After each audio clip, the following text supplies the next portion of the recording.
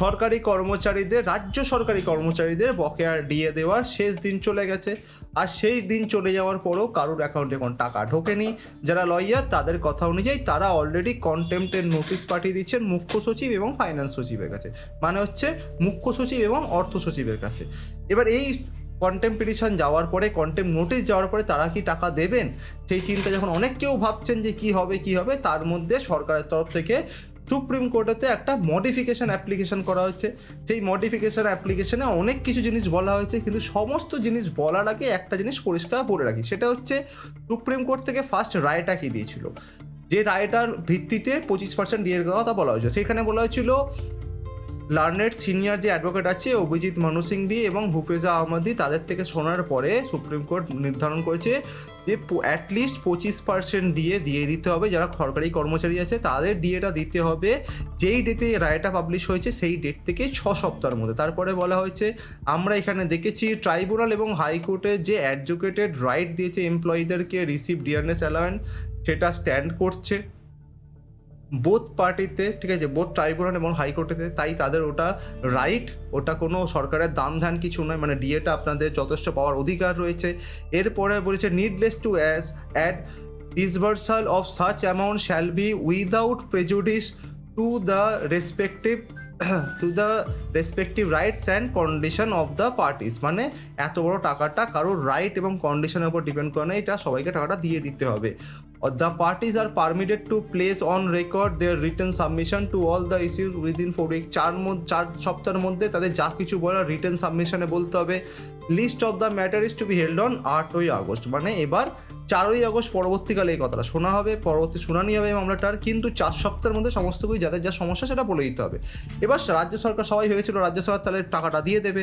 রাজ্য সরকার 8,000 কোটি 4,500 কোটি টাকা ধার করেছে, তারপরে আরও 3,000 কোটি টাকা ধার করেছে, করে 7,500 কোটি টাকা ধার করেছে, সবাই ভেবেছে টাকাটা হয়তো আমাদেরকে আসতে চলেছে, কিন্তু সরকার শেষ টাইমে একদম পাল্টি মেরে চলে গেল পুরো টাকাটা বাংলার বাড়ি প্রকল্পে, যেখানে নতুন নতুন বাড়ি তৈরি হবে, নতুন নতুন নেতাদের পকেটে পয়সা ঢুকবে, নতুন নতুন 2 নম্বরই তৈরি হবে।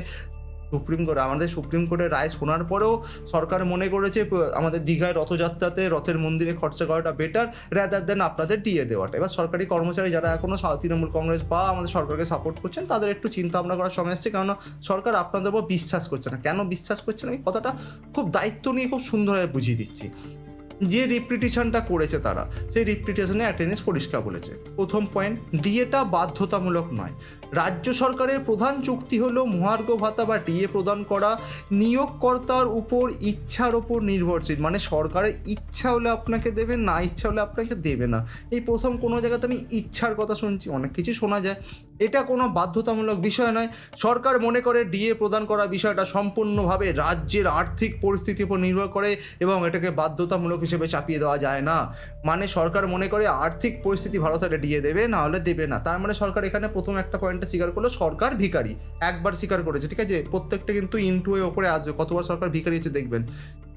এবার এআইসিপিআই এর সঙ্গে ডিএ সংযোগের বিরোধিতা। এআইসিপিআই মানে কি, all India consumer price index, মানে যখন জিনিসপত্রের দাম বাড়ে এআইসিপিআই সেটা নির্ধারণ করে যে জিনিসপত্রের দাম বাড়ছে সেই অনুযায়ী ডিএটা বাড়ানো হয়, যাতে পে কমিশন লাগার আগে আপনার মাইনে বাড়ার অপেক্ষা না করে ডিএটা দিয়ে আপনাদের কষ্টটা চালানো যায়। তা সেটা বলছে যে সর্বভারতীয় গ্রাহক মূল্য সূচক এর ভিত্তিতে ডিএ প্রদান করা বাধ্যতামূলক নয়, বুঝুন, তবে এটি নিয়োগকর্তার বিবেচনা ক্ষমতাকে খর্ব করবে। যে নিয়োগ করছে তার বিবেচনাকে খর্ব করে, ভাবুন আপনি বিবেচনা করছেন যেটা নিয়োগ করবার সময় সরকার সেটাকে খর্ব করা হচ্ছে। রাজ্য সরকার মনে করে প্রতিটা রাজ্যের আর্থিক পরিস্থিতি ভিন্ন, তাই কেন্দ্র স্তরের মূল্য সূচকের সঙ্গে ডিএ যুক্ত করা ঠিক নয়।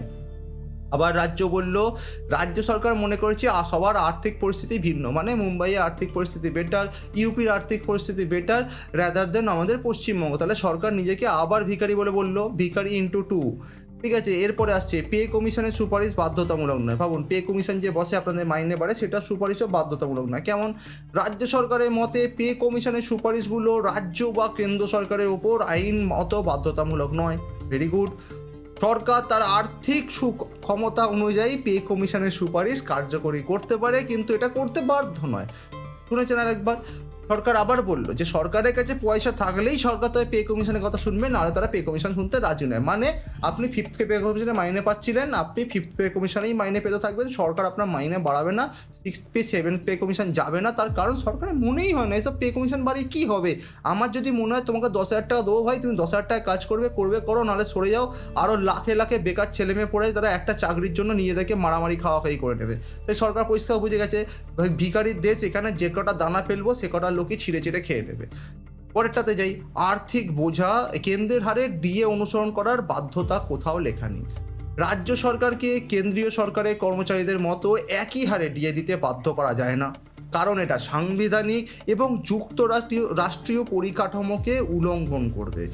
রাজ্য তার নিজস্ব আর্থিক নীতি অনুযায়ী ডিএ নির্ধারণ করার ক্ষমতা রাখে। ভাবুন, রাজ্য কতটা ডিএ দেবে সেটা রাজ্য নিজে ডিসাইড করবে।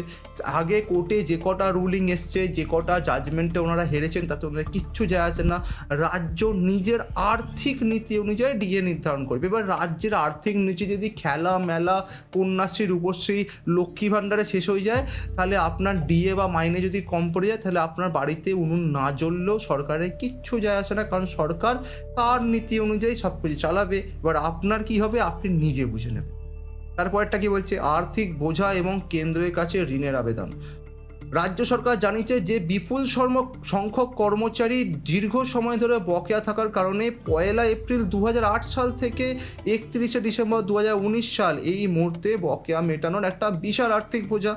এই বকেয়া মেটানোর জন্য রাজ্যকে কেন্দ্রীয় সরকারের কাছ থেকে অতিরিক্ত ঋণ নিতে হবে, যার জন্য কেন্দ্রের অনুমোদনের প্রয়োজন। এখানে সরকার একটা পরিষ্কার জিনিস বলছে, 2008 সাল থেকে ঋণটা চলছে, মানে 3 বছর বামফ্রন্ট ঋণ করে দিয়ে গেছে। তারপরে পুরো যে স্ট্যাম্পটা তৃণমূল টেনেছে সেই টাইমে তৃণমূল 1 পয়সাও দেয়নি, মানে কারেন্ট গভর্নমেন্ট 1 পয়সাও দেয়নি। এই যে ঋণটা দিতে হলে, এই টাকাটা দিতে হলে সরকারের কাছে খুব আর্থিক বোঝা হয়ে যাবে। কত টাকার আর্থিক বোঝা হচ্ছে, টোটাল ডিএটা দিলে 40,000 কোটি টাকা আর্থিক বোঝা। প্রত্যেক বছর সরকার কন্যাশ্রী, রূপশ্রী, লক্ষ্মী ভাণ্ডার করে 38 থেকে 40,000 কোটি টাকা খরচা করে প্রত্যেক বছর। এটা বলছি হিসাবটা কিন্তু 2008 থেকে 2019-এর হিসাবে সরকারের ডিএ বাকি 40,000 কোটি। আর সরকার প্রত্যেক বছর নিজের পকেট থেকে 40,000 কোটি টাকা দেয় কন্যাশ্রী, রূপশ্রী, লক্ষ্মী ভাণ্ডারের জন্য। হ্যাঁ, মেয়েদের খুব উপকার হচ্ছে, যারা স্কুলে পড়ছে, বাচ্চা মেয়েরা যারা স্কুল থেকে কলেজে যাচ্ছে তাদের উপকার হচ্ছে, যারা বাড়িতে মহিলারা রয়েছে তারা একটা টাকা হাতে পেয়ে তাদের উপকার হচ্ছে। কিন্তু সরকার এই সমস্ত প্ল্যানগুলো চালাতে গিয়ে, ক্লাবগুলোকে টাকা দিতে গিয়ে যারা কর্মচারী তাদের মাইনের টাকাটাকে আটকে রাখছে, যেটা কোনো যুক্তি হয় না। যেখানে পরিষ্কার দেখা যাচ্ছে 11 বছরের যে টাকাটা ডিউ, সেই টাকাটার অ্যামাউন্টটা সমান অ্যামাউন্ট সরকার প্রত্যেক বছর খরচা করে এই সমস্ত প্রোগ্রামগুলোতে। তাহলে বুঝে নিন সরকারের আর্থিক যুক্তি এবং আর্থিক কথাবার্তা কতটা অসঙ্গতপূর্ণ। এবং তারা বলছে এই টাকাটা দেওয়ার জন্য তারা কেন্দ্র সরকারের কাছ থেকে ঋণ নেবে। কেন্দ্র সরকার কেন আপনাকে টাকাটা দেবে? চাকরি করে আপনার কাছে, কাজ করে আপনার হয়ে, আর আপনি তাদের মানিয়ে দিতে পারবেন না বলে কেন্দ্র সরকার পয়সা দেবে? মানে এটা তো এরকম হয়ে গেল, আমার বাড়িতে উনুন চলছে না, পাশের বাড়িকে বলছে এই তুই আমাকে পয়সা দিবি, আমি আজকে ভালো মন্দ মাংস করে রান্না করে খাবো। এবার আপনার পাশের বাড়ির লোক আপনাকে টাকা দেবে না তো, যতই ভালো সম্পর্ক। যাই পরেরটাতে যাচ্ছি। সুপ্রিম কোর্টে বলছে 25% বকেয়া জমা দেওয়া প্রস্তাব। এটা কিন্তু খুব গুরুত্বপূর্ণ, কারণ রাজ্য সরকার প্রস্তাব দিয়েছে তারা বকেয়ার 25% অর্থ সুপ্রিম কোর্টের কর্মচারীদের সরাসরি কর্মচারীদের অ্যাকাউন্টে না দিয়ে সুপ্রিম কোর্টের কাছে জমা রাখতে চায়। এর কারণ হলো, যদি রাজ্য সরকার এই মামলা জিতে যায় তাহলে লক্ষ লক্ষ কর্মচারীর কাছ থেকে টাকা পুনরুদ্ধার করা অসম্ভব হয়ে পড়বে। যদি রাজ্যের আবেদন খারিজ হয়ে যায় তাহলে আদালত থেকেই কর্মচারীদের টাকা বিতরণ করা হবে।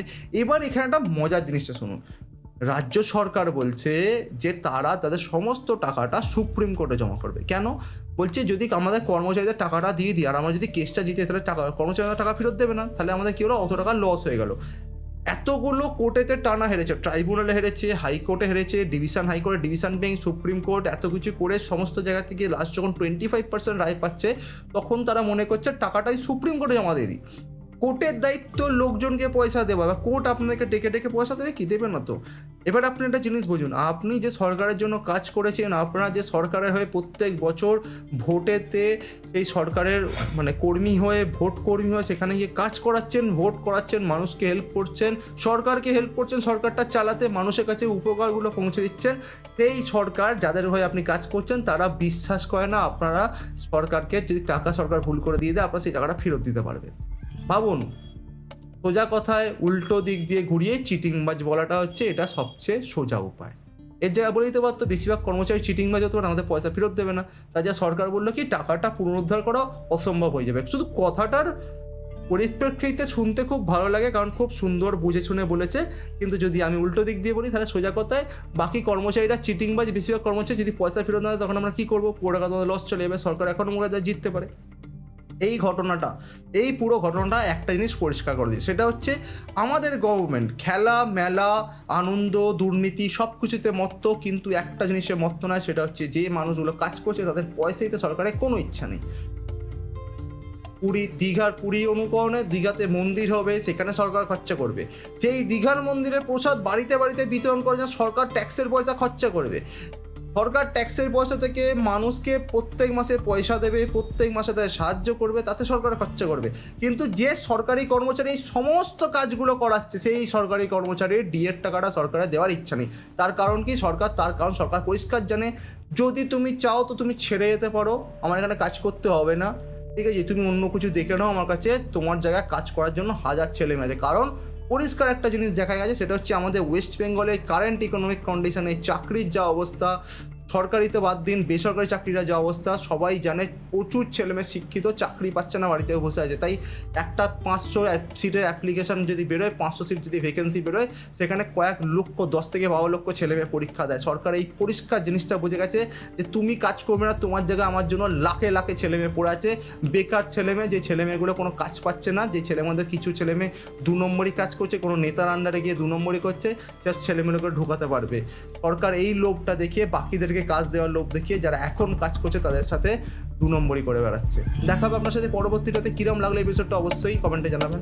ভালো থাকবেন।